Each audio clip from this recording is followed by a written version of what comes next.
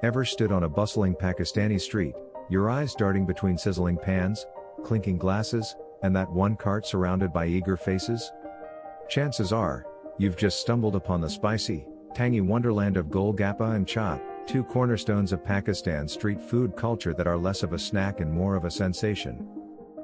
Golgappa, also known as pani puri in other regions, is a tiny, crispy hollow ball made of semolina or wheat, filled with spiced mashed potatoes, tangy tamarind chutney, and chilled mint-flavored water that delivers a powerful punch in a single bite.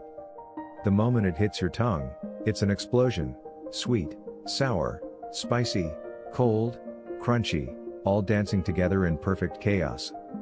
You don't chew a Golgappa, you surrender to it. Then there's chaat, the ultimate street-side salad. Forget about lettuce and vinaigrette, this is where potatoes, chickpeas, yogurt, tamarind, coriander, chili powder, onions, and crunchy papri come together in a flavorful tornado.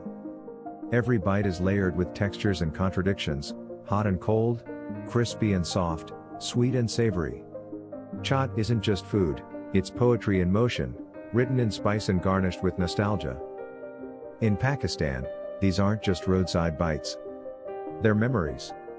They're laughter shared under streetlights, weekend treats after school, and the taste of home for anyone who's lived abroad. Families pass down their secret spice blends. Vendors perfect their craft for years. Some even believe their water has magic flavor passed through generations. But here's what makes Golgappa and Chaat irresistible: they're made to be shared. You rarely eat them alone. You challenge your friends: how many Golgappas can you handle? You argue over who makes the best chaat in town.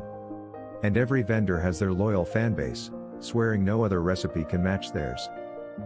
If you've never tried these dishes, start small. Visit a trusted vendor or recreate them at home. Keep your spices ready, your chutneys chilled, and your taste buds braced. Don't be afraid to get messy, it's part of the experience. Golgappa and chaat don't just satisfy hunger, they ignite joy. They are reminders that food can be bold, playful, and deeply rooted in culture all at once. So next time you pass by that noisy corner filled with laughter and spicy aromas, stop. Join the line. And take a bite. Have you ever dared the fire and flavor of Golgappa or lost yourself in a bowl of chaat? Share your favorite memory or recipe in the comments, we're all hungry for more.